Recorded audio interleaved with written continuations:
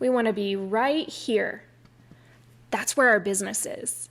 That's where our opportunity is. Hi everyone, welcome back to my channel. My name is Kayla, and this is where we talk all about freelancing, building businesses, project management. There's all kinds of good stuff happening here. So if you haven't already, I would love to invite you to subscribe. On to today's topic. Are you a freelancer or an entrepreneur who is having trouble deciding what you need to work on next, where you need to focus your business to get the best return on investment? Well, then this is the episode for you. Today, I'm going to walk you through a simple framework that I use with my clients to help us get clear on what we need to focus on next to make the best use of our time and to actually build a sustainable business. Now, the reason why this is so important is because working on the wrong thing and creating a product or service that is not right for the market is actually a huge point of failure for small businesses.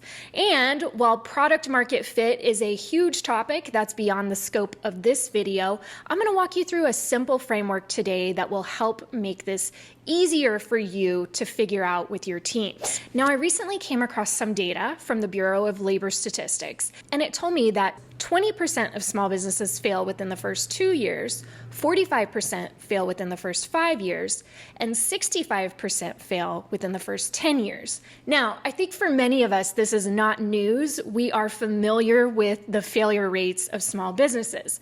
But what was interesting for me was one of the leading causes of this failure was not creating products and services that were appropriate for the market, not creating products and services that people wanted. They didn't need them. There wasn't demand there. So understanding this about the market is very important. We need to create products and services that the market actually wants and that they will pay us for. This is how we build sustainable businesses. So I'm going to take you through my framework right now. And the tool that I'm going to use for this is called the Ikigai.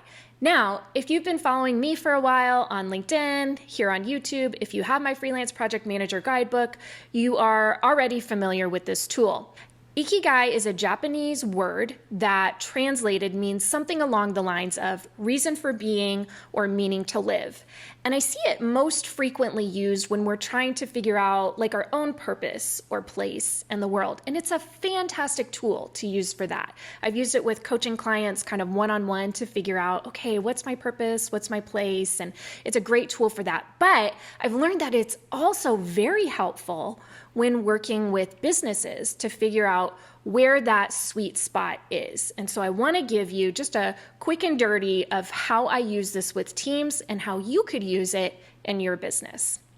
Now, since I don't have my big whiteboard behind me anymore, I'm going to use this little guy here, and I'm going to show you, hopefully you can read my handwriting.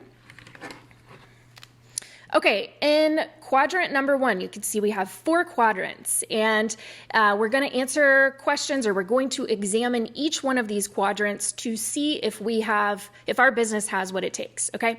And in the first quadrant is the easiest thing, in my opinion, and that is passion. Are you passionate about whatever it is that you do? The reason why this is important is because if you don't have that passion about what you do, then it's not going to carry you through the hard times, the ups and downs that we inevitably have as entrepreneurs and business owners. We have to have that passion. Now, could you have a business and not be passionate about it? Absolutely. Is there longevity in that? Is it sustainable? I don't know. Probably not as much as if you were truly passionate about it. So that passion piece is the first one, and it's going to be the easiest one for you to answer. Either you know it or not. The second one is, are you skilled at it? Is this something that you're good at?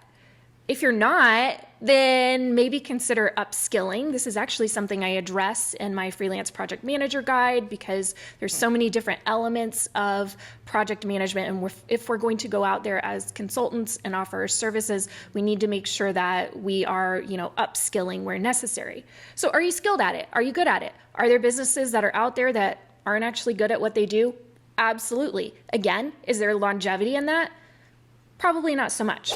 Okay, the third piece is, and this is where it gets a little more tricky, This is where we start to have big conversations in the room when I'm whiteboarding with clients. Is there demand? Okay, do people actually want this service? Do they need this service or product? Now, there are many different ways that we can figure out if there's demand. That's beyond the scope of this video. We're getting into product market fit and all kinds of research that can occur, market research to figure out if there's demand. One of the best ways to know if there's demand is if you offer a product or service and a person expresses interest. That's good. That's a great sign. But even better is if they actually pay you for it. And you can do this in a way where it's incremental, where you're kind of like developing an MVP and iterating and improving your product or service as you go. This is something that I did with my freelance project manager ebook. It's very simple, 20-some page PDF. I put it out there to see if there was demand for it, if people wanted it, if they would buy it. And they did, so I'm now working on a course that is kind of one level up. But I didn't go out there with my course first because it's a lot of work to put together a video course and a book and a workbook. So I just went out there with my ebook to see if there was demand, if there was true demand and people were interested and would purchase this service. So that's one way you could figure out if there's demand for whatever it is that you're offering, whether it's a training program, whether it's a specific service that you do. Simply offering your service and seeing if people will pay for it is a great way to figure out if there's demand. Now, the fourth quadrant is the one that really gets interesting because it is the hardest one to get a check mark next to. And that is, will people pay for this thing? So I talked a little bit about that when I mentioned demand and my ebook and putting it out there, putting a price tag on it and seeing if people would pay for it. That's a great way. Again, we can test like that. We could test the market, but we have to have that element. We have to have all four of these for a sustainable business. Again, as we said before, if you don't have passion, could you still have a business? For sure. If you're not super good at it, could it still be a business? For sure. But is it a business in the long run? I don't know. Really where we want to be is right, let's see if I could get this on the screen. We want to be right here. That's where our business is. That's where our opportunity is. Okay? If you're really building something for the long term, you want to live here. If you're just living up here in passion and skill, maybe you're good at making crocheted stuffed animals, that's a hobby. Okay, if you just make a sale every once in a while, there's not really demand for it. People will pay, but maybe just at a craft fair here and there. That's probably not going to be your business idea. Your business idea is here. You have to have all four of those, and it's tricky.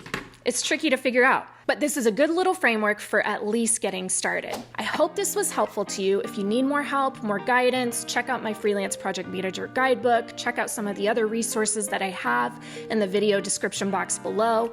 I'm also available for one-on-one strategy sessions. If you're a freelancer, solopreneur, getting ready to go out on your own, I am available to help. If you are an entrepreneur who is building and scaling a team, I'm also available to help for consultations. Again, all that info is below in the video description box. Thanks for watching, and I will see you next time. Bye.